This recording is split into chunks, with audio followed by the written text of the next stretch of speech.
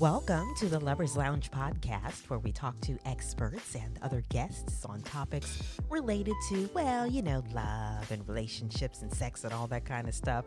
I'm your host, Tina Love, and on this episode, we have Pamela Joy, and I know it's going to be a joy to talk with her. She is a somatic certified sex and relationship coach and has a master's in counseling psychology with over 1,500 hours of additional training in the field of sexuality. Through her writing, speaking, and coaching, she works collaboratively and experientially with clients to increase their capacity for emotional and physical intimacy. So, Pamela is also a trauma informed, sex positive therapy certified counselor, perhaps. I guess that's it. Is that right, Pamela? Welcome to the That's show. right. You got it. Yeah, yeah, yeah, Glad to yeah. be here. Interesting job. And I know it's not something you were doing at first, and we're going to get into that. But sort of your testimony or story kind of led you into this career. And anyway, I'm just glad to have you on. We're going to be talking about a pretty touchy subject for women. And it's actually something that you've lived and overcome yourself. So before we have you tell your story, well, you'll kind of tell it anyway. How did you land into this type of work? Very, very interesting. What were you doing before? And then how did you land into this due to your story? Yeah, that's a great question. I always wonder if people, when they hear that I'm a sex and relationship coach, think, well, she must have just like been interested in sex or curious about sex her whole life. And Right. it is not, that is not the case. This is definitely a second career for me. And yeah, I mean, like you mentioned, like how I got into this. So I used to be in tech. I live in the Silicon Valley, and I used to be an engineer and a data scientist. And those were fulfilling and fun careers. But along the way, I was living my own personal life and was in a marriage where I had this like desire discrepancy thing going on with my husband at the time, where he wanted more sex and I frankly didn't. And it was something that like every 6 to 12 months just kind of created this tension between us.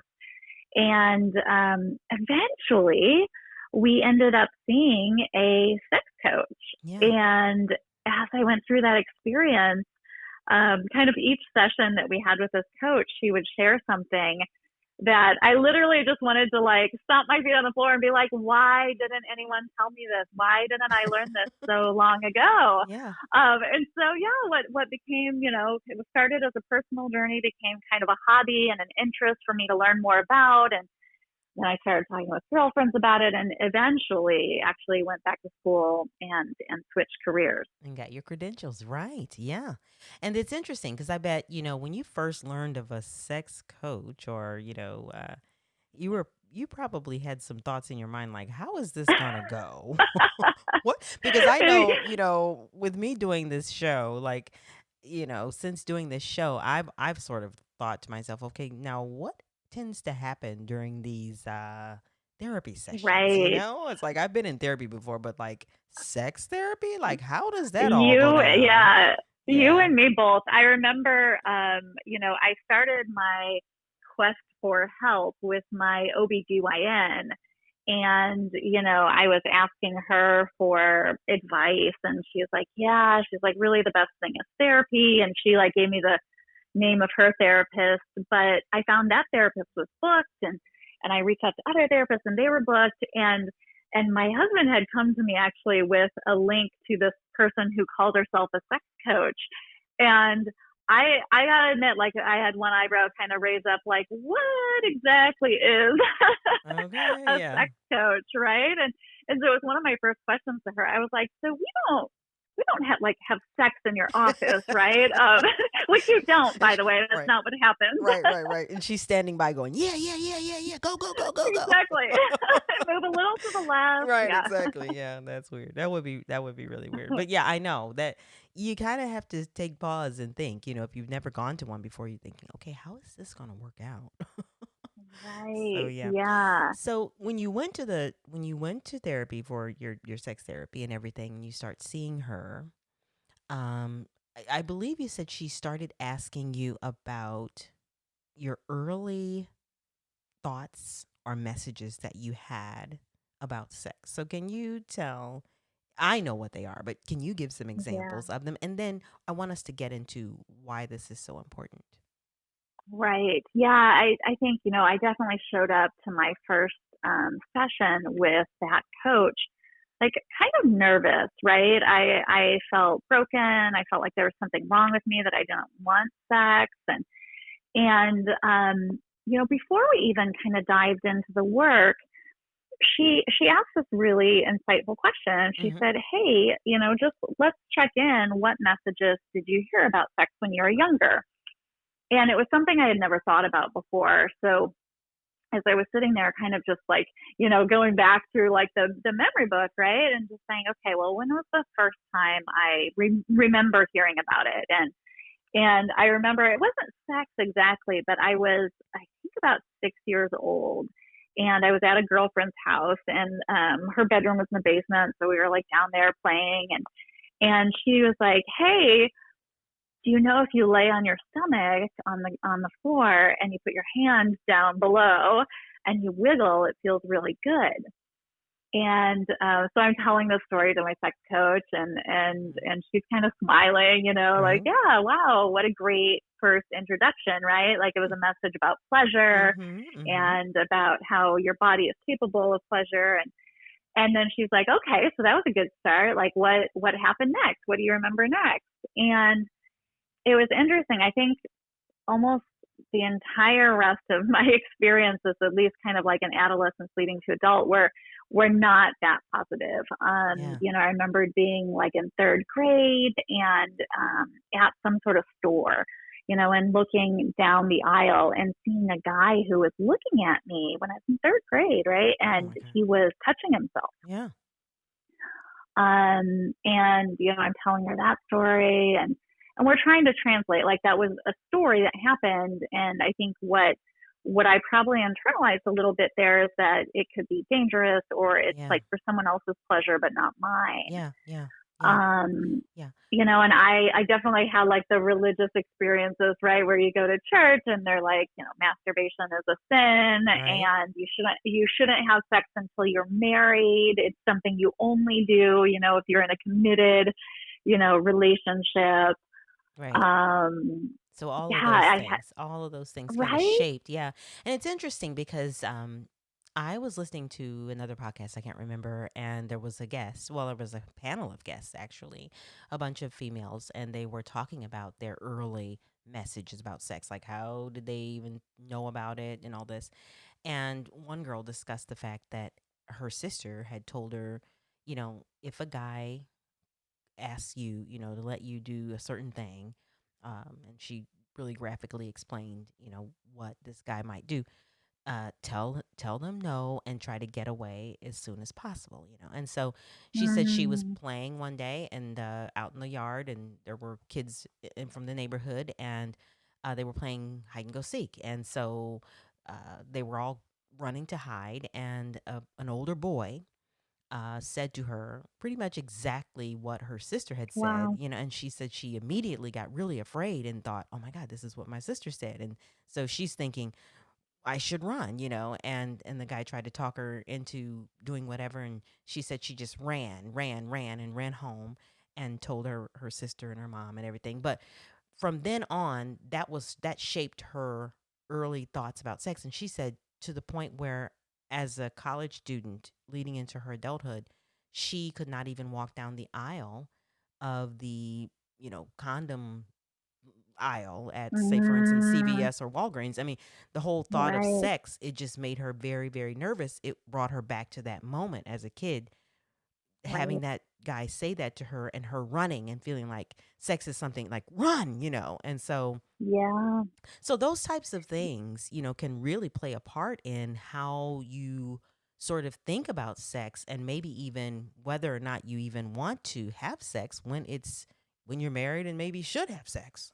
Do you think? Absolutely. Yeah. I mean, what I notice, like, and listeners, if they're listening to this, they can just check out in their own bodies, right? Like, as I think about those messages, the fifth grade message that sex, the little sex ed class that sex is dangerous or I could get pregnant. Like when I even like say that or think about that, my body gets more rigid. Yeah. That Yeah. part of me, my genitals like close up. They're like, Hmm. woo, like when my legs cross, like, and I think, all of these experiences, I mean, really some of them seem like somewhat innocuous, like somewhat small, like, well, it's just that one thing that one person said that one time. But like when you stack a lifetime or at least, an adolescence, a childhood of those messages and our bodies almost like armoring Hmm. up Yeah. to protect us, then you imagine, okay, wait, we talk about neural pathways and how our bodies and our brains, like, kind of um, practice things, we exercise things. And so if we're exercising this, protect ourselves, shut down our sexuality in times where it's natural to be curious or to be connected, yeah. And then you're like in a relationship where you want Or to you should. Yeah. engage, yeah. And then, but what's exercised is just shut it down. It can be really hard To turn that to around. Yeah. connect with them. Yeah, Yes. Yeah. exactly. And I feel really sad, Pamela, because I absolutely know that just like you experienced what you experienced with your husband at the time, feeling like you just weren't interested, there are a lot of women that it's quite embarrassing. They don't want to say it, they don't want to admit it, but they don't have, they feel that same way. Like their husband wants to, and maybe they even want to, but it's just something within Yeah, them that they just yeah. can't feel comfortable. And they know that they needed to do it to have a kid or, whatever. But after they've had one or two of them, they're just like, I don't really want to do that. You hmm know what I mean? The con- yeah, the consistent phrase that I have from so many clients who come to me in these situations is, "I want to have Yeah. sex." Yeah. I Right? want It's to. like Yeah. it's I want to, but I don't. And then yeah, if you add on normal life experiences or common life experiences like having a kid, they'll talk about like the hardest time to want to have sex, right? You're completely touched out. You're already like overloaded in terms of having to care for others. And if you don't see sex as something that could be a benefit for you, it's just another item on your to-do list. I mean, this is challenging stuff. And I do think, like you mentioned, this is the overwhelming experience of Yeah. most women. And even there are men who come to me who have Yes. had similar challenges because been told to be a good guy or not be a creep, which are also messages that shut their sexuality down. Yeah. Or messages like they should always be, ready for sex, but Right. that's not actually how all bodies are. And so Yeah. then they feel shame for that, right? So it's not even just women, but Yes. men I think have similar challenges. My gosh. I mean, this is the more I get into this work and I discuss this and talk to experts such as yourself, I'm really I'm happy that I'm learning these things and I hope that I'm helping the audience that's listening, but at the same time, I feel really sad for people that are in that space because Mhm. I know, just like they say, I want to, they need help. And I'm glad that you're on the show. And this is why I'm doing this show is to get information out to that woman or that man that's struggling. And And I think yeah, that's that's the good news too, is that yes, I think when people confront this, they feel sadness or maybe grief for those years that they didn't have kind of a hmm, healthy relationship, maybe to the sexuality in the way that they wanted. But I think the silver lining is that there's just so much that can be done to kind of, correct the impact of these messages right. and actually find, and, that's what I found along my journey Yeah. too. Yeah. So that's where I Yeah. was going next. Is so what did you learn? How, you guys get into these sessions with the sex therapist and so she's teaching you how to turn this ship around, how to reconnect. So Right. what were some of the things that you learned? What were some of the techniques that she, had you to try or do? Maybe not in the office, but once you got home, you know. Exactly. Yeah. So what did you learn? Yeah, I mean, I think one of the most relieving things I learned was that, um, so this is kind of like, I'll talk a little bit about like what I learned from like a sex education and just understanding how sexuality works. And then Sure. I'll also talk about like the practical ways in which I like Absolutely. actually reconnected, Let's right? go there. So from like a sex education standpoint, I think one of the important things that I learned is I think a lot of us walk through the world thinking that the way that sexual desire is supposed to show up is like kind of an off, like a light switch, like an on off switch. And that it's going to look like it does in the movies where you're just like walking along, someone looks at you a certain way and it's like sweep things off the desk and you're just like, bam, ready for sex, you Right, know? right. And so I think that's how we think of sexuality as working. And it's true that, I mean, I think on average, when I'm meeting with folks, like maybe half the population works that way. And it's not gendered again, but just maybe half the population like kind of has that experience. They just need a little trigger and their bodies are like, woohoo, you know? Yeah. But the other half of the population does not work like a light switch. It's kind of like, I imagine like driving a car and you can't go from like 0 to 60 right away. If you're driving a stick shift, you need to like, put it in gear and go to first and then second Right, and then right, third and right. right. And it like takes this like warm up to getting to freeway speed. And so it was very helpful for me to reframe how desire worked for me, not as I think I previously was like, I have low desire or I have no desire. But then when I learned about this concept that no, some people just have desire that goes from 0 to 60 right away, Mm-hmm. and other people have this kind of slow build. Yeah. So, like, what I was looking for in terms of how desire feels in my body, I was looking for these like firework big things. Mm-hmm. But for me, the way it actually starts is it starts with this like little sparkle, this little glimmer, this Yes, little feeling teeny that I weeny, yeah. can then lean into and Uh-huh. have it grow, right? So like Right. I was with a partner who was probably looking for this big thing. I was personally looking for this big thing and it wasn't there. So I felt broken, he felt frustrated. Right. Um so for me to reframe it as no, look for this other thing Yeah. and get curious and excited and follow that thing. That was like paradigm shifting for me. Very good. Wow. Yeah. Awesome. Yeah. Okay. So, So yeah, yeah. yeah. So, what were some of the, so was that really some of the advice or the suggestions that you learned in the office when you were in Mm. therapy with a therapist? And that's kind of maybe what she had you to think about or look into once you were at home with your spouse and as you are, you know, practically in the mood or whatever. Like Yeah. how, yeah, is that sort of how it all works? Right. Yeah. Yeah, so it's interesting, that kind of sex ed thing I just presented. I think that is kind of like my summary of what I learned about myself. And then, so you're asking like, well, how did I get there, right? Yeah. And what did my coach suggest? What do I suggest now as a coach with Yeah. couples and individuals myself? And Yeah. one of the things that I think is really helpful is to think about this like a whole bunch of experimentation, Okay. right? Okay. So we kind of a lot of us have this experience when we're like early in a relationship where hormones kind of turn on and they actually do all the work for us. Like when you're like early in a relationship, like oftentimes people are just like, yeah, I just like wanted sex. It was great. I didn't have to do or think anything. And the reality is like those hormones last like 6 to 12 months. And so Right. after that, Yeah. Yeah. Yeah. we actually have to like know ourselves. And again, for the half of the population that operates like a light switch, you don't have to know much about yourself. It just like shows up. You're like, I want to high five you. You're super lucky. For the rest of us, and for me, and for a lot of the clients that I work with, kind of figuring out, okay, so how do I actually cultivate desire and arousal in my body?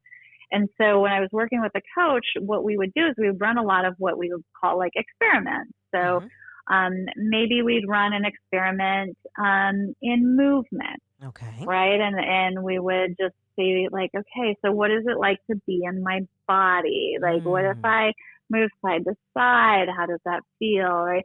Um, that just how is it that I'm in my body and feel sensations in my body? Another experiment we would play around with is there's all these different pathways to arousal, right? So I'm thinking, I'm kind of like visualizing, like, Yeah. if I'm a person, I'm looking at a person from top to bottom, right? So let's start at the top. Like, you might be the type of person that if you use your head and you think of, sexy scenarios or maybe a fantasy, or if you maybe like use your eyes and like look at something erotic, that could be a path to turn on. Mm-hmm. Okay. Right. So you might be able to, like, if I was in the office with my coach, we might be like, okay, let's get out some erotica and read it. Like, does that turn you Okay. on? Or Okay. what specifically about that might turn you on, right? Or maybe we'll be playing around with like auditory feedback. Like, if you're with your partner and you're normally quiet, what would happen if you made a little bit of sound? Does that kind of create turn on and arousal in your body? Mm-hmm. We could play around with the sensation of touch, right? So not just like someone touching me, but what is my own relationship with touch? If my hands are on my thighs, do I feel that? Mm-hmm. How do I feel that? Do I feel warmth? Do I feel pressure? Do I like, light touch or heavy touch, slow touch, fast touch? It's so funny to like even be explaining these all to you, because it's like, I think that so many times we just go into sex thinking, well, our partner is just going to do the right things to us, Right. Right. or Right. I wouldn't have to explain to them what I like, or how do I even know what I like? So Yeah. many clients when I'm working with them, they're like, I don't even know. Yes. Yes. Yes. Yes. And it's just, as silly as it sounds, to like go through all these different experiments and all these different ways of being turned on.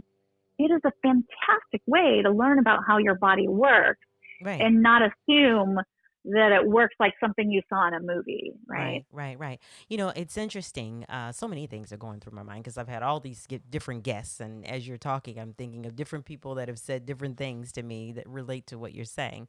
Number one, I was just on an interview not long ago, and I was sharing with a gentleman that, you know, according to one of my guests, when women get married, like it was thought that, well, when you get married, your husband is going to know what to do. Like he's going to know I how mean, to. he just gets Right, the right, secret decoder ring when you put right, right, the right, ring on, right? right, Yeah. right. And so we were talking about sex education and what men know and how do they even really know and do they know? And I was Mm. just reflecting back on that discussion, and she said, yeah, the thought was that, you might not know, but when you get married, your husband's going to automatically know what to do. And I started thinking about, so how are they going to know? Like, where did they learn? You know what I'm saying? Um, Not really, Mhm. So yeah, so I thought that was really interesting. Now, when you talk about being in your body, being in your body. I really want to talk more about that because, I hear that, mindfulness and all of that and, spoken a lot. But I want to help the listener who's thinking, okay, in my body, how's that feel? How do I get into my body? Can you explain Right. that? Yeah. Can you explain that? Yeah. And it's so important, right? I think we live in a culture that's prized for the thoughts that our brains produce. And so most of us, or at least me and a lot of the clients that I interact with, we're really walking around kind of from the neck up, Mm-hmm. right? Mm-hmm. And I mean, I even think about like silly things like I don't even sometimes notice when I have to go to the bathroom or when I have a headache until like I pause from all my like, smart emails I'm sending out, right? Like, Right, right. so what does it mean to be in your body? I think the listeners, even if they're listening right now, they can even just run this experiment, which is Yeah. to just sit here for a moment and just notice a sensation in your body, right? So, my left, I'm sitting cross-legged. I just notice my left hand is on my right shin, and I'm just noticing like what that feels like. So that's kind of the first step, is just like, how aware of your body are you? Yeah. And do you take moments to actually connect with the physical sensation of your body? And then a layer deeper than that, which is, how do you connect more? So like, let's say the volume of my hand on my leg was like a 1 or a 2, like on a scale of 1 to 10, I could like lightly feel it, Right, right? right. then we can run this experiment. We can actually say, okay, well, do I feel it? This is an experiment and keeping your eyes open or closed, right? So for me, when I close my eyes, I feel that more. Mm-hmm. So that's, Yeah. one way that I can feel more in my body. Mm-hmm. Another, so listeners can try that. They can open sometimes when people close their eyes, they get floaty and disconnected from their body. Sometimes when people close their eyes, they feel more in Yeah. their body, Yes, absolutely. right? Yeah. Yeah. So that's just, it's, like I said, everyone's so unique in Yeah. how they connect with their body that it's really about getting curious and being a detective. Like I'll, go throughout my day and just, I have moments, and I think everyone does, right? It's the moments where you're like, whether it's like walking outside into the, sunshine, or the example I give is like when I take that first sip of coffee, I'm just like, Mm. my whole nervous system relaxes. Yep. I can feel my body. I can smell more. I Mm-hmm. can hear more. And so, it's interesting to think about, okay, well, how do I improve, my relationship with my sexuality? I actually start first with how do I improve my relationship with my sensuality, meaning how much I feel in my body. Yeah. And so, yeah, it's just this, it's funny because like mindfulness to me, whenever I hear that term, I'm always like, I've got to clear my mind and I need to be Yes. all zen, Yes. right? Yes. That's And where I was going to go. this is like a little bit different. It's like actually allowing yourself to focus on sensations in your body, Yeah. Yeah. and like celebrating that and using that to guide you. It's like the difference between going to a restaurant and like looking at nutritional facts and using your brain to order, or like noticing my mouth is salivating, my stomach is growling, Oh, my heart is yeah. nostalgic for that dish, right? And like, and this is Right. the wisdom of the body, right? Yes, yes, yes, yes. I can think about. Yeah. I'm thinking about when I go to the Cheesecake Factory and I see the fettuccine Alfredo, Oh, and it's like so good. my mouth starts to water, and I really want it, but I know that my hips don't need it, and so that's where my head comes in at, right? So you got your mouth and the Right, response, but then your right. head says no because it's how many calories Well, and. honestly, let's like, how does that play out in the bedroom, right? So Yeah. I'll be enjoying it and I'll close my eyes because I Mm-hmm. enjoy it more. And I think, no, I should keep my eyes open. I should be looking at someone, or I'll be enjoying something, but then my mind will go, this is taking too much time. Like, what about them? Or like, there's all these ways where the mind does kind of try to come in and play a role. And sometimes it's a good role. It like runs a fantasy and gets me going more. But a lot of times there is this kind of war between Yep. listening to our bodies and listening to our Yeah, heads. yeah. So you really have to, and so I'm almost like you said, it's a war, and it takes training and real Yeah. focus and being intentional about that, don't you think? Like Mm-hmm. really, um, being intentional. And I like the fact that you talk about covering your eyes. I made that. I kind of had that aha moment when I was talking to somebody Mm. else on Somatica not long ago, and I was thinking about the fact that when you blindfold and you just kind of then you're not seeing anything, you're not looking at anything, so you're just Absolutely. all you see is black and all you do is And that feel. can be right. And that can be it's so interesting when I'm working with clients, just doing that little eyes open, closed Mm-hmm. exercise, because everyone has a different relationship to it. Like I said, like some partners, like if they watch their partner close their eyes, they think, oh my gosh, this person's checking out. They're not into it. No. If they're the type of person that likes their eyes open, right? So just to know, and let your partner know, hey, when I close my eyes, I'm actually checking in. I'm Sure. enjoying it more. Yes. And that's where sometimes things like blindfolds can be fun, right? Because maybe the partner who likes to look at eyes during sex can be like, well, maybe I'll blindfold you because then you can't look, and that's kind of hot to me. And it gives the person who wants to close their eyes like permission to close their eyes. And some people don't like blindfolds because they're like, hey, I want to be able to open my eyes anytime I want, right? Yeah, So yeah.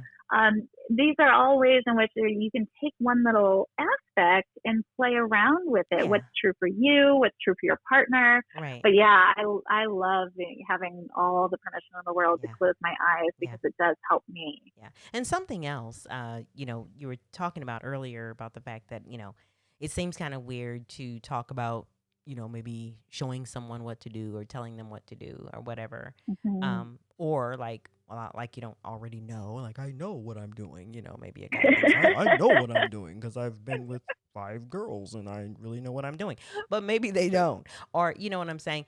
It's My thing is, it's always good to just just experiment and Mhm. ask questions and, just kind of ask, how does this feel? Instead of just thinking, well, I did it to the last 2 girls I was with, so I'll do it to her and see what happens.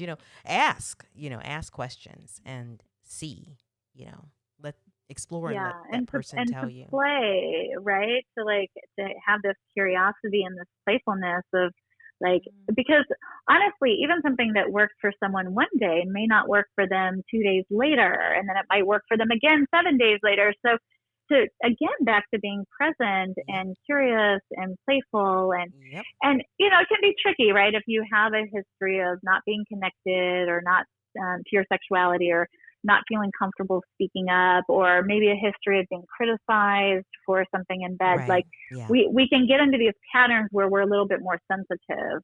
And so it's good to like discover that about yourself and be honest with your partner. Hey, I want to be able to ask more for what I want in the moment. It's going to be hard for me. When I ask, can you please always say thank you and celebrate it with me? Or, a person who might be sensitive to criticism might say, hey, when you're giving me feedback, I need you to frame it in the form of what you want me to do, not what you don't want me to do, right? So, couples in that case, like, maybe he's doing something a little too hard and she wants, if it's a hetero couple, right? Like she wants it softer. Her saying something like, yes, really soft like that, oh, even softer, is a way that might come off better than not so hard, That's right. right? Yeah. Yeah. Yeah. I'm really hoping guys are listening right now. Guys, these are some tips for you right now.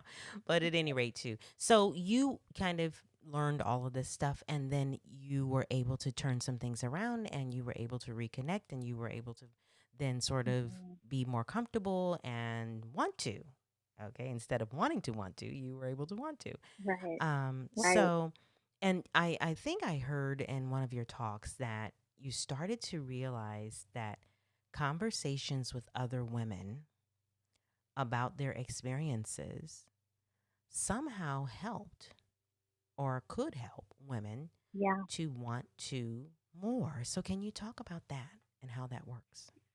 Yeah, I what I realized was, I think this is true with any sort of growth journey, right? It's like, let's say you're trying to learn yoga. It's like great to have the instructor, but it's also great to have a community. It's also maybe great to, read a book on it. It's like there's all these different ways that we learn and we internalize and grow. And I think when it came to understanding my own sexuality, meeting with a coach was absolutely helpful.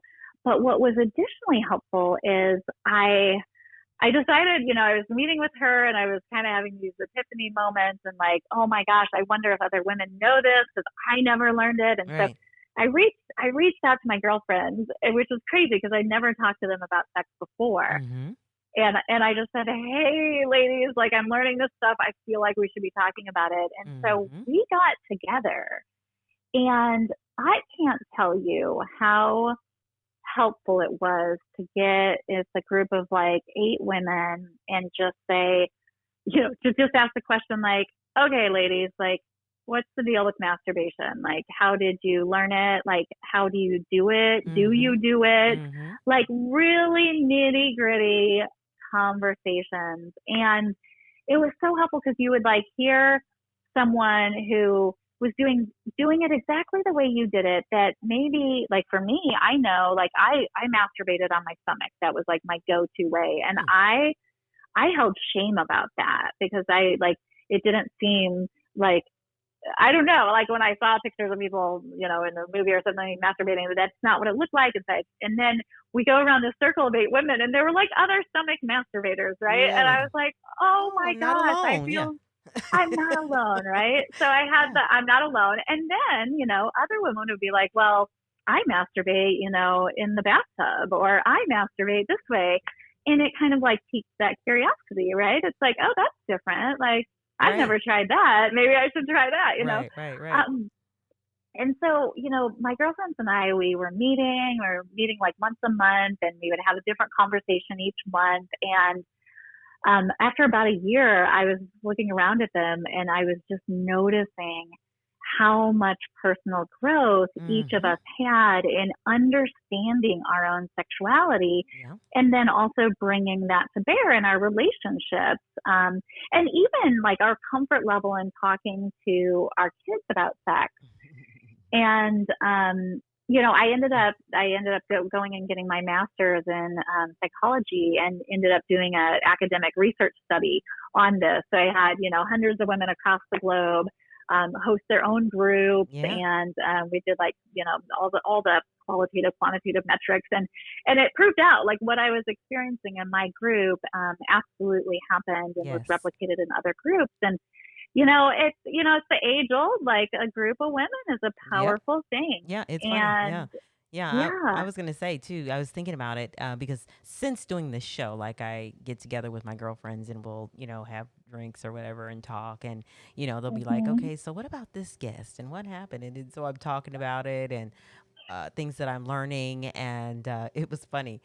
Uh, One of my friends, her husband said, I like when you go and talk to those girls.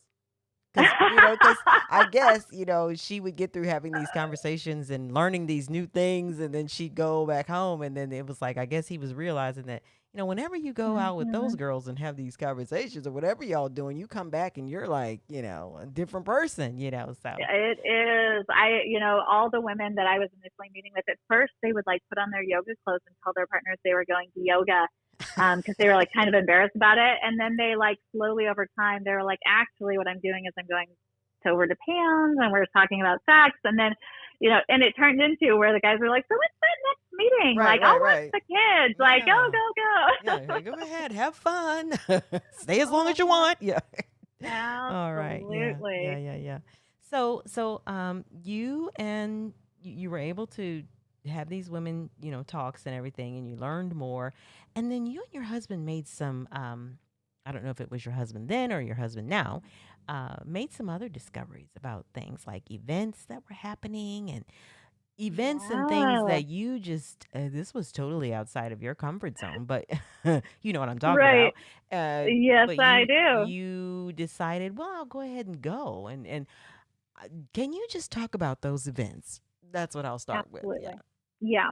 And I think what I love about this, where this conversation is headed, is like just like I didn't know a thing like a sex coach existed, Right. I also didn't know there were like classes where they do live demos. I didn't know that there were people you could go to who offer hands on work. And so I also didn't realize, and I think this is what you're referring to, is that there are these things out in the world that are called sex parties. Yeah. Of course, in the time of COVID, this might be a little tricky, Right, but right, right. if you were to Google this in your city, there's this kind of crazy thing. So what it basically is it looks just like a normal kind of dance club. So you would walk in, there would be a bar, there would be a dance floor. It just kind of looks like a normal dance club, but off like kind of in the back corner, there is a room that has generally mattresses or couches or various Hmm. things and a bunch of supplies, towels and condoms and things like that. And people consensually have sex in those spaces. Yes. And when I started this journey, if you would have told me those things existed in the world, I would have been like, you are crazy. Well, yeah. But yeah, but they absolutely do. And the people that go to them are actually really cool people. They just have different belief systems about how private sex needs to be. So yeah, my husband at the time, we ended up going to one of those, and for us, we were just kind of there to like, hey, what is this all about? Like, Right. we sometimes couples or individuals that go to those spaces, usually couples, but they will sexually engage with other couples, and so they instead of playing what you would consider like monogamously, like just with each Okay. other, they would engage with So sexual swing activity maybe. with other. Okay. Yeah, there's a lot of different terms for it. Some people call it swinging. Some people call it, quote, the lifestyle. For me, at least for the first few years, my experience was just like, hey, this is a cool place I can go where people where I could have like live porn in front of me. Okay. I wasn't actually interested in engaging with anyone else, but to go there with my partner and to have sex in this space that felt like very free. Mm-hmm. And, I mean, obviously, if like watching porn on your TV turns you on, Except watching it's it in live. person yeah, Yes, it's it's not bad live. if, It's if, if you're down for that sort of thing, if yeah. that's a turn on for you, right? Right. And Right. so, yeah, so those things exist. They exist in kind of resort form as well. So if you search for like sex resorts, you could go on a vacation, if you don't really want to be doing something like that in your hometown. So yeah, it's something I didn't know existed and discovered along the way. Yeah. And Yep. yeah, I'll it tell was, you, it was, when I yeah, heard you when I heard you say that and you were describing it, I think I was listening to a podcast maybe that you were on and you talked about it. And my mouth was on the floor. I said, "Now what right, now? Now women are saying what now? What did she exactly. say?" I had to rewind that. Let me make sure I heard that right. Anyways, so I Yeah, was, and well, yeah, I interesting. think the funny thing is, and when I started with kind of these like less traditional ways of exploring my sexuality, the first thing I had gone to was a workshop in New York City just for women to learn how to masturbate. Okay. The woman who she's been doing this since the 70s. Her name is Betty Dodson, and she is just incredible. Such an amazing woman. She's 90 years old and still does this. Like, she invites the women over to her house. Day one is genital show and tell. You look at everyone's, down there, and she describes them all in great detail and says how Shut up. beautiful Are they you all are. serious? Oh I my am not God. joking. And then the next day, she has her assistant model how to masturbate, a particular flavor of masturbation, and you all lay back on your yoga mats in a circle and you masturbate. Wow. So that's the kind of first, in my mind, kind of non-traditional way of learning about sexuality. So I share those stories because I don't think most people would be comfortable doing something like that.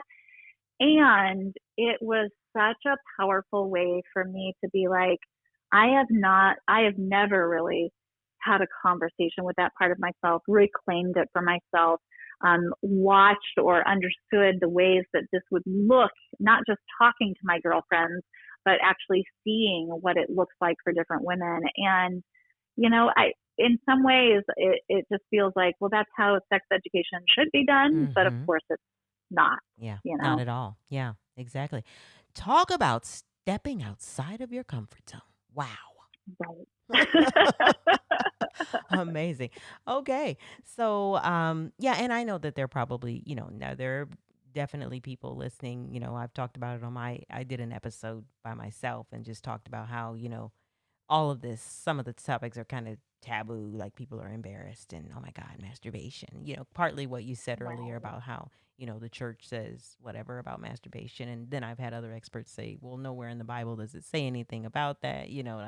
It's so many conflicts. But at any rate, um, there are people probably that just don't really fully understand masturbation and why and all of that. But there are some health benefits to masturbation, better Absolutely. And sleep and all that. Yeah, yeah. for any relationship where your desire for frequency of sex is not perfectly matched, which is just about every relationship, it can be a nice, Filler. complementary practice. Yes, exactly, exactly. All right. Well, Pamela, so you work with couples also. Before we go, you work with couples on Somatica, and we've talked a little bit about some of the Somatica because we talked about touch and all that kind of stuff. Um, so can you just in a nutshell just kind of tell about how long you've been doing that and what you do with Somatica with couples? Absolutely. So yeah, I mean, if listeners go to my website, they'll see a lot of different ways that I kind of connect with the world around sexuality. So the first thing I started to do when I moved into this career was I started to write a blog about my experiences and things that I, had tried, which is where some of these stories come from, right? So readers or listeners can go and they can read my blog. I also offer like a 6 month course. It's just $30. You get to learn all the things that I normally work with clients on. And then, yeah, I work privately with couples and with individuals who are like, hey, it was great to read your blog. It was great to watch that video series, but we need some more help, some more customized help. We're getting stuck in this area or that area. And so I absolutely love the job. It is so much fun helping folks like figure themselves out and That's good. have more pleasure. That is good. That is good. So you've talked about your website. So like, can you give your website and then also Yep, how they might reach you on social media, read your blogs, all of that before we go? absolutely. So in all of those places, it is down to there. So DOWNTH, or sorry, DOWNTOTHERE.com. And then it's down to there on Facebook, down to there on Instagram and Twitter. And one thing, since we were talking about the women's circles, and I provide free materials for women who want to talk to their girlfriends about sex. So I give a little guidelines on how to get started, and I give discussion prompts and resources for 4 meetings worth of conversations. And so, yeah, they Awesome. can get that on my website too. Okay, and we can probably do that on Zoom and everything now because people not really coming together because of social distancing. Absolutely, I bet you it's can do it on Zoom. perfect. Yeah, it's perfect. Yep. Okay. Well, thanks so much, Pamela. It has been so fun to talk with you. You totally have blown me away. I thought I learned things before talking to you to get sort of research to talk with you, but man, you have just thrown me on the ground here with more information. I tell you what. I love it, Tina. It's awesome. Interesting, interesting. So, thanks so much for coming on the Lovers Lounge. It has been very interesting, and I hope, listeners, that you have enjoyed listening to this episode of the Lovers Lounge, where we talk to experts like Pamela on issues relating to love, relationships, and sex. I am your host, Tina Love, and until next time, peace. And of course, don't you forget, don't leave out love.